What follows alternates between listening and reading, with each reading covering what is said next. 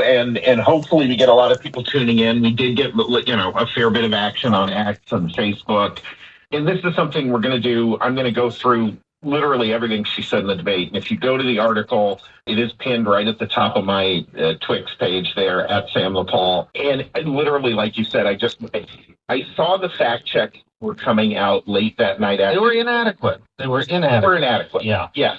Even where they were trying to hold her accountable. Right. Yeah. They glossed over the fact that as I was sitting there watching that debate, and I watched the first about 45 minutes of it live, then I went to a baseball game and came back and watched the rest.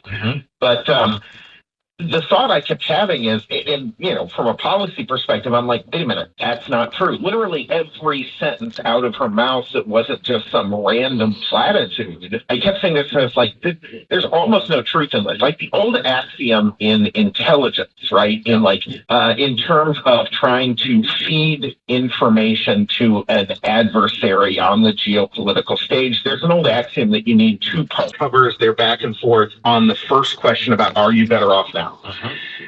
In that one, she had 4 outright lies, 1 deceptive answer, 1 partial truth, and 1 true policy statement. And never answered the question. No, that's right. And she avoided a lie, which was ongoing up until about 2 weeks ago. And people could say, well, it's a small thing, but it's not really when you add it into everything about her.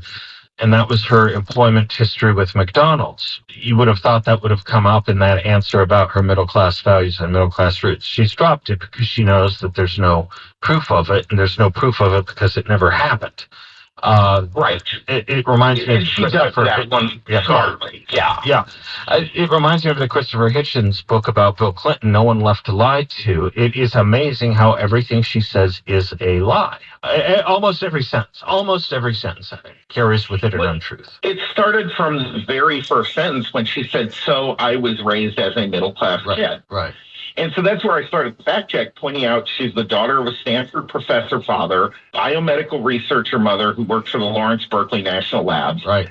When she immigrated first, briefly to the Los Angeles area and then up to Montreal, she lived in a neighborhood called Westmount, which I linked to a realtor's description of and the tour of, listed as Montreal's most expensive area to live.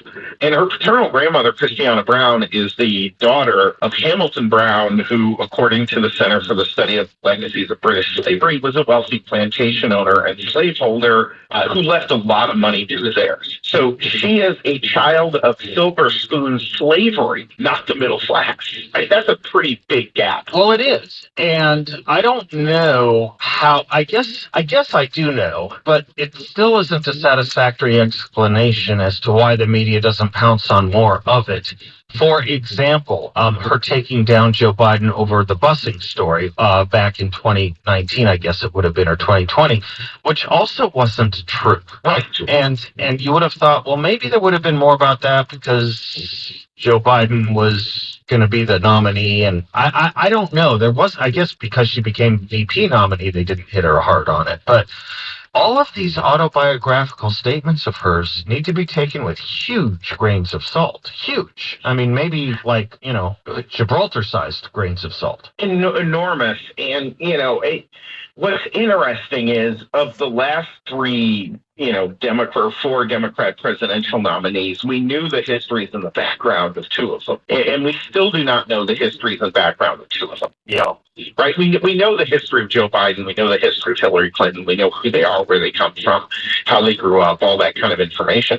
We didn't really ever get a full explanation of Barack Obama. No, there's some weirdness there. Yeah, right. Oh, there's a lot of weirdness. There's name changes. There's speeches that are buried by the LA Times that they won't release. Right. The book he put out doesn't appear to have been written by him and appears to be mostly a fabrication. Right. So there's a lot about him that leads to questions. I don't go as far down the rabbit hole as the birth certificate. Yeah, I'm pretty good on that, but you're right. I mean, I forgot about the autobiography. Was it Dreams from My Father or something like that? They had a great civil rights Pulitzer Prize winning historian who took that apart. Taylor Branch, maybe, or something like that? Yeah. I think it was. Yeah. And so we know for a fact that book was largely just made up. Mm-hmm. We know a lot about him that we don't know, quite frankly. Right. And here we are again with Democrats who have put forward this presidential nominee without any real vetting process through the people who got not a single vote in the primary for this position, was anointed to it. And everything she says about her past and her family is, frankly, in her case, provably false. Right. And there's just so much with it that you're just like, what kind of psyop is this that they're trying to pull on us? I mean, this is literally in the 2 plus decades that I've been professionally working in politics. Kamala Harris is the least genuine human being I have seen in the field, and that is saying something. It is interesting. People used to say they wanted genuine, and you have the most genuine against the least genuine, and the media's on the side of the least genuine. Yeah, I mean, look, Trump is rough on every edge, but he's Trump. He is who he is. Again, this is somebody we know everything about. Everything.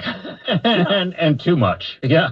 Yeah, absolutely. I mean, we have every detail. And then here's this person who is provably inauthentic in every way, shape, or form.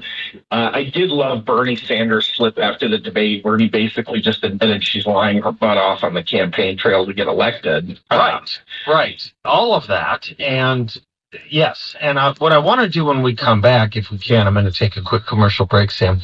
I want to ask you, and I know you're in the middle of this and you're doing this in a series. So again, go to Sam the Paul and you will see him break down with specificity every sentence she uttered during the debate. It's really a good service. It's really well done. But I want to ask you when we come back, what you have found the most eyebrow raising of what you have seen so far, what you have discovered so far. Then I want to get into some municipal and statewide politics too. Sam Stone is my guest, and he and I will be right back. You're listening to the Seth Leibsohn Show. On a train bound for nowhere. Welcome back to the Seth Leibsohn Show. Sam Stone, political consultant and radio host, Breaking Battlegrounds. You can hear it every Saturday morning at 9 a.m. right here is my guest. If you go to his Twitter X Twix page, his biography is co-host of Breaking Battlegrounds radio show, political consultant, geek, sports nut, housing authority for 1.5 cats. Did you adopt a cat from Springfield, Ohio? Why 1.5? So am I the first to ask you that? But it's actually rare, and I put that out there as like conversation bait. So I have a feral that I take care of. That's the half. Yeah. So and she has now. She doesn't really like to live in the house. They tried that a little bit, but she went completely bonkers. But I feed her. I take her to the vet. She'll let me get her into a carrier, all that kind of thing. So she's got all her shots. She's got a collar. She's got a tag. Yes. It's just she doesn't agree. So I say it's 0.5. Okay. All right. When you are doing this series that you're doing, again, folks, you want to check out Sam's series over at Sam the Paul, The Ultimate Kamala Fact Check. It is going to be, when it's all said and done, he's releasing it in parts. Whether it's a part you've covered or a part you're investigating or a part you just haven't written up yet, Sam, what was the most eyebrow-raising thing you found that she said?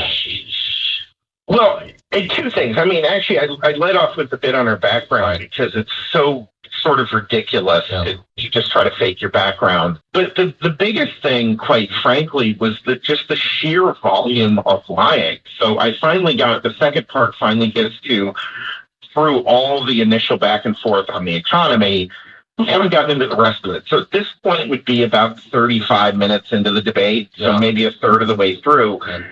Out of a total of 15 statements of policy, 9 are live, 3 are deceptive, 3 are truths, but 2 of those are of the very deceptive variety. There was literally only one thing in there, and that might have been then the most surprising thing, was that she did have one policy in there which she didn't misrepresent, and which, quite frankly, I thought was very good. And so that, that is kind of an oddball. I sort of threw out there that Trump should actually go ahead and grab her policy and just steal it the way she's stealing all of his, right? Mm-hmm. But what she did was say she wants to help small businesses with a $50,000 tax break. And then I went to her website and it specifies that what she's talking about is an increase from $5,000 to $50,000. So it's really a $45,000 potential increase in the startup capital expense deduction. Okay. Okay. So if you're starting a new business right now, you can write off $5,000 in initial capital expense. This would take that up to 50. Yeah. That's actually a very good policy. Sure it is. I mean, interesting. Yeah. I mean, look, I'm going to be straight about this. I tried to do this thing in a way that would be as fair to her as possible. I tried to go through and find the sources for everything and really make sure that I wasn't misrepresenting a fact check in this. And the fact that I can literally in 30 minutes of speaking find one policy which didn't lie about, which actually makes sense, might be the most surprising thing because there was nothing else there that either made sense or that wasn't a lie. Okay. All right, good. Well, we're going to get through more of it, and that's great. Thank you for doing it. I want the audience to be alerted to it. If you don't follow Sam Stone at Sam the Paul, do so and check out this series he's doing in parts. I do want to throw one last point from today, if I can. Yeah. Her attack on Trump for the trade deficit. Yeah. I just want to give the numbers because I pulled them up. I didn't know these off the top of my head. When Trump took office, the trade deficit was $503 billion a year. It grew to $626 billion a year by 2020, which is a little bit lower, actually, than it was by a percentage of GDP from 2002 to 2008. It's actually about half of how bad it was at that time. But the same chart, the government data chart that I pulled for that shows that the deficit under Biden and Harris increased by 50% in just the first 2 years of their administration. So it doubled from 600 and change billion to over 900 billion. Wow. In 2 years. They made our problem twice as bad in no time at all. Oh, wow. Wow. I didn't realize it had gotten that bad that fast. I didn't either. I'm glad you zeroed in on that because it's something that I tend to glaze over when they get into that issue, and I shouldn't. It's a fault. I mean, I can only be focused on so many things, but I'm glad you dug into that. Thank you for finding that. That's good, Sam. Thank you. No one pays attention to that, but it's important stuff. Let me tell you, it certainly is.